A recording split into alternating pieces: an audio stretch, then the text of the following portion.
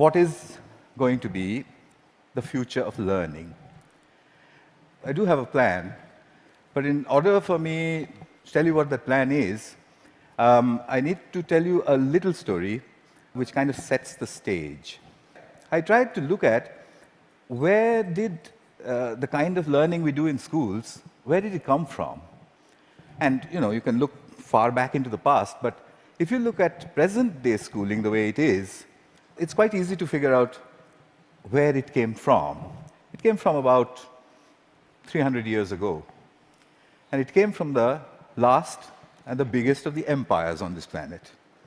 Imagine trying to run the show, trying to run the entire planet without computers, without telephones, with data handwritten on pieces of paper and traveling by ships. But the Victorians actually did it. What they did was amazing. They created a global computer made up of people. It's still with us today. It's called the bureaucratic administrative machine. In order to have that machine running, you need lots and lots of people. They made another machine to produce those people, the school. The schools would produce the people who would then become parts of the bureaucratic administrative machine. They must be identical to each other. They must know three things. They must have good handwriting, because the data is handwritten. They must be able to read, and they must be able to do multiplication, division, addition, and subtraction in their head. They must be so identical that you could pick one up from New Zealand and ship them to Canada, and he would be instantly functional. The Victorians were great engineers. They engineered a system that was so robust that is still with us today, continuously producing identical people for a machine that no longer exists. The empire's gone. So what are we doing with that design that produces these identical people? And what are we going to do next, if we ever are going to do anything else with it? So that's a pretty strong comment there. I said, schools as we know them now, they're obsolete. I'm not saying they're broken. It's quite fashionable to say that the education system is broken. It's not broken. It's wonderfully constructed. It's just that we don't need it anymore. It's outdated. What's the kind of jobs that we have today? Well, the clerks are the computers. They're there in thousands in every office. And you have people who guide those computers to do their clerical jobs. Those people don't need to be able to write beautifully by hand. They don't need to be able to multiply numbers in their heads. They do need to be able to read. In fact, they need to be able to read discerningly. Well, that's today. But we don't even know what the jobs of the future are going to look like. We know that people will work from wherever they want, whenever they want, in whatever way they want. How is present-day schooling going to prepare them for that world? Well, I bumped into this whole thing completely by accident. I used to teach people how to write computer programs in New Delhi 14 years ago. And right next to where I used to work, there was a slum.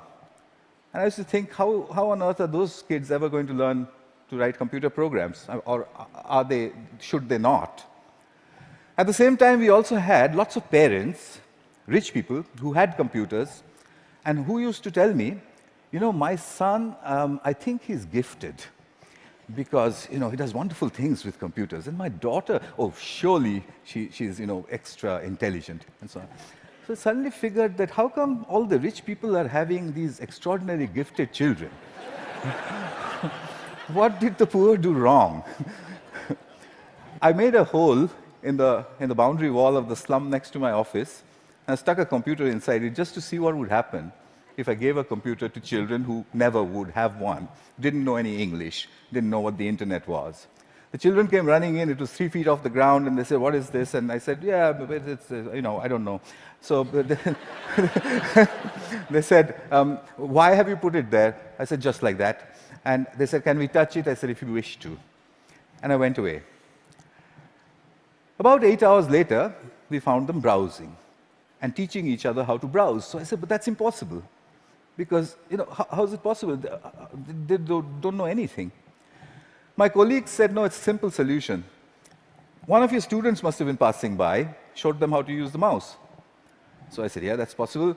So I repeated the experiment. I went 300 miles out of Delhi into a really remote village where the chances of a passing software development engineer was very little.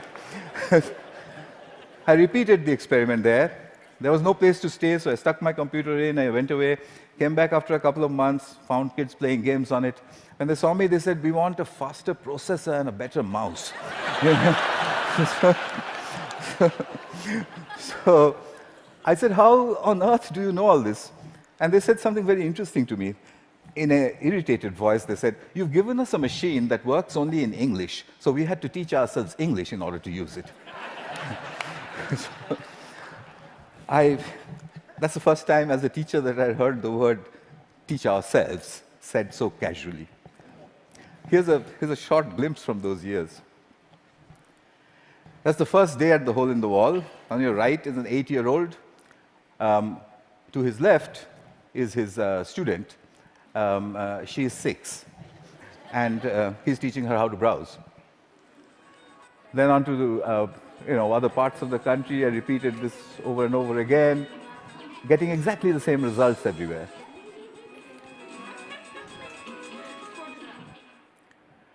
An 8-year-old telling his elder sister what to do.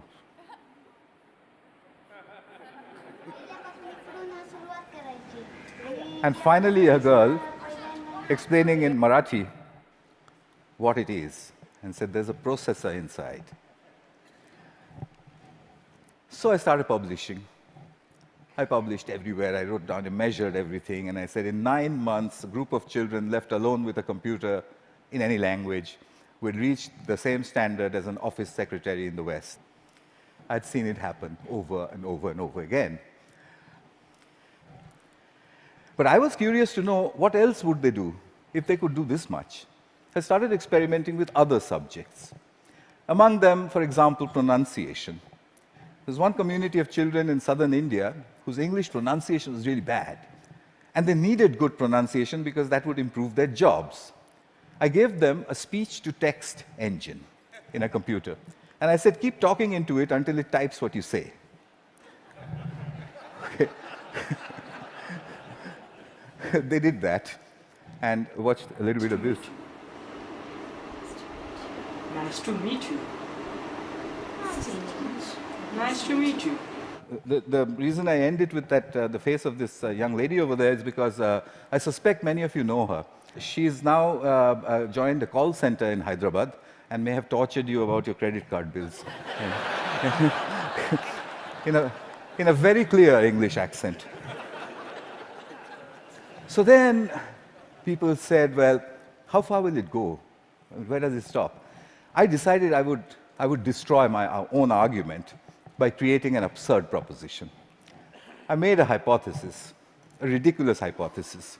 Tamil is a South Indian language, and I said, can Tamil-speaking children in a South Indian village learn the biotechnology of DNA replication in English from a street-side computer?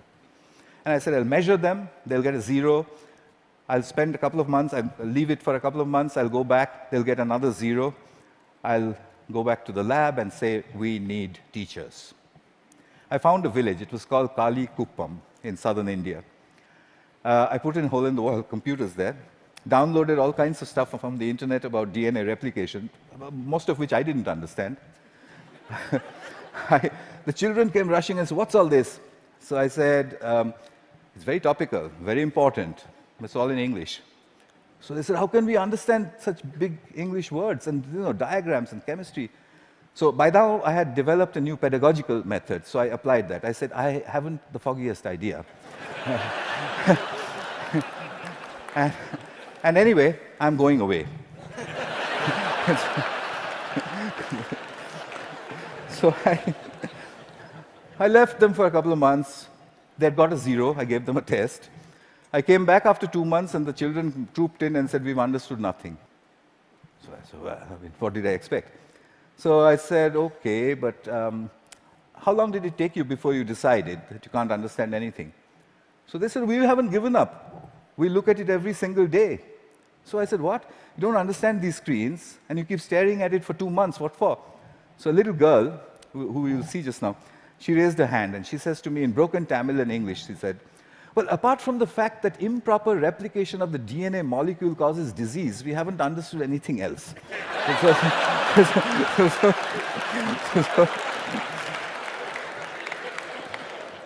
So I tested them. I got an educational impossibility, 0 to 30% in 2 months in the tropical heat with a computer under the tree in a language that they didn't know, doing something that's a decade ahead of their time. Absurd. But I had to follow the Victorian norm. 30% is a fail. How do I get them to pass? I have to get them 20 more marks. I couldn't find a teacher. What I did find was a friend that they had, a 22-year-old girl who was an accountant, and she played with them all the time. So I asked this girl, can you help them? So she says, absolutely not.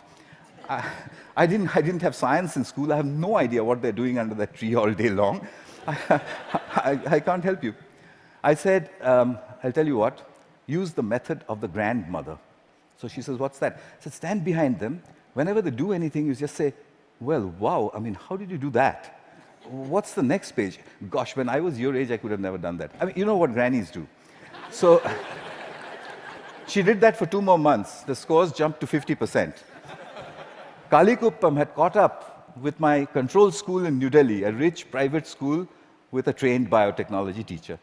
When I saw that graph, I knew there is a way to level the playing field. Here's Kalikuppam. Neuron cell death and communication. I got the camera angle wrong in that one is just amateur stuff, but what she was saying, as you could make out, was about neurons, but her hands were like that, and she was saying neurons communicate. At 12. So, what are jobs going to be like? Well, we know what they're like today.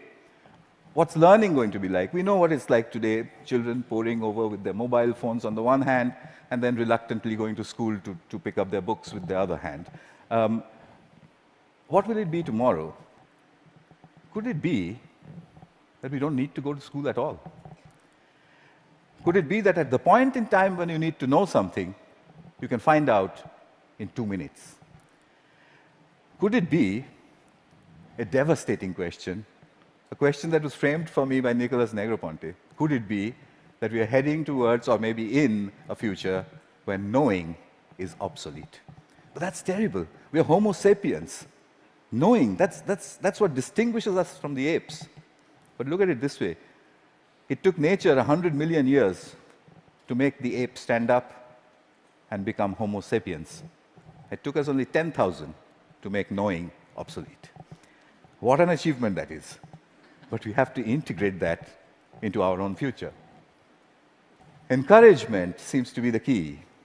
If you look at Kuppam, if you look at all of the experiments that I did, it was simply saying, wow, saluting learning. There is evidence from neuroscience. The reptilian part of our brain, which sits in the center of our brain, when it's threatened, it shuts down everything else. It shuts down the prefrontal cortex, the parts which learn. It shuts all of that down. Punishment and examinations are seen as threats. We take our children, we make them shut their brains down, and then we say, perform. Why did they create a system like that? Because it was needed. There was an age in the age of empires when you needed those people who can survive under threat. When you're standing in a trench all alone, if you could have survived, you're okay, you passed. If you didn't, you failed. But the age of empires is gone. What happens to creativity in our age? We need to shift that balance back from threat to pleasure. I came back to England looking for British grandmothers. I put out notices in papers saying, if you're a British grandmother, if you have broadband and a web camera, can you give me 1 hour of your time per week for free? I got 200 in the first 2 weeks. I know more British grandmothers than anyone in the universe. They're called the granny cloud. The granny cloud sits on the internet. If there's a child in trouble, we beam a gran. She goes on over Skype, and she sorts things out. I've seen them do it from a village called Diggles in northwestern England, deep inside a village in Tamil Nadu, India, 6,000 miles away. She does it with only one age-old gesture. Okay. Watch this. You can't catch me. You say it. You can't catch me. I'm the gingerbread man. Well done. Very good. So what's happening here? I think what we need to look at is we need to look at learning as the product of educational self-organization. If you allow the educational process to self-organize, then learning emerges. It's not about making learning happen, it's about letting it happen. The teacher sets the process in motion, and then she stands back in awe and watches as learning happens. I think that's what all this is pointing at. But how will we know? How will we come to know? Well, I intend to build these self-organized learning environments. They are basically broadband, collaboration, and encouragement put together. I've tried this in many, many schools. That's being tried all over the world, and teachers sort of stand back and say, it just happens by itself? And I said, yeah, it happens by itself. How did you know that? And I said, you won't believe the children who told me and where they're from. Here's a soul in action.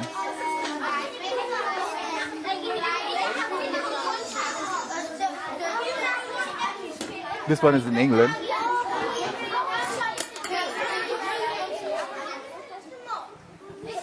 He maintains law and order.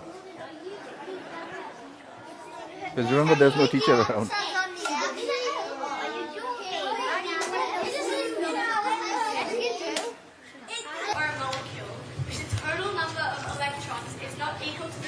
Australia. Giving it a net positive or negative electrical charge. The net charge on an ion is equal to the number of protons in the ion minus the number of electrons. A decade ahead of our time. So souls, I think we need a curriculum of big questions. You already heard about that. You know what that means. There was a time when Stone Age men and women used to sit and look up at the sky and say, what are those twinkling lights? They built the first curriculum. But we've lost sight of that wondrous questions. We've brought it down to the tangent of an angle. But that's not sexy enough. The way you would put it to a 9-year-old is to say, if a meteorite was coming to hit the Earth, how would you figure out if it was going to or not? And if he says, well, what? How? You say there's a magic word. It's called the tangent of an angle. And leave him alone. He'll figure it out. So here are a couple of images from souls. I've tried incredible questions. When did the world begin? How will it end? To 9-year-olds. This one's about what happens to the air we breathe. This is done by children without the help of any teacher. The teacher only raises the question and then stands back and admires the answer. So, what's my wish? My wish is that we design the future of learning. We don't want to be spare parts for a great human computer, do we? So we need to design a future for learning. And I've got to get this wording exactly right, because, it's very important. My wish is to help design a future of learning by supporting children all over the world to tap into their wonder and their ability to work together. Help me build this school. It will be called a school in the cloud. It will be a school where children go on these intellectual adventures driven by the big questions which their mediators put in. The way I want to do this is to build a facility where I can study this. It's a facility which is practically unmanned. There's only one granny who manages health and safety. The rest of it's from the cloud. The lights are turned on and off by the cloud, etc., etc. Everything's done from the cloud. But I want you for another purpose. You can do self-organized learning environments at home, in the school, outside of school, in clubs. It's very easy to do. There's a great document produced by TED which tells you how to do it. If you would please do it across all 5 continents and send me the data, then I'll put it all together, move it into the School of Clouds, and create the future of learning. That's my wish. And just one last thing. I'll take you to the top of the Himalayas. At 12,000 feet, where the air is thin, I once built 2 hole-in-the-wall computers. And the children flocked there. There was this little girl who was following me around.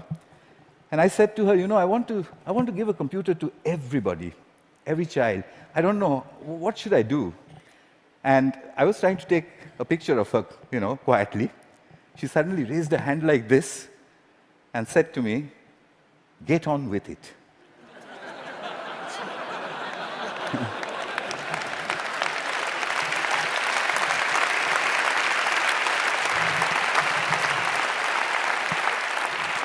I think it was good advice. I'll follow her advice. I'll stop talking. Thank you. Thank you very much.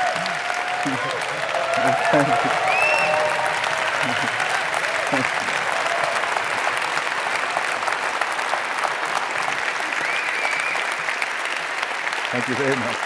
Wow.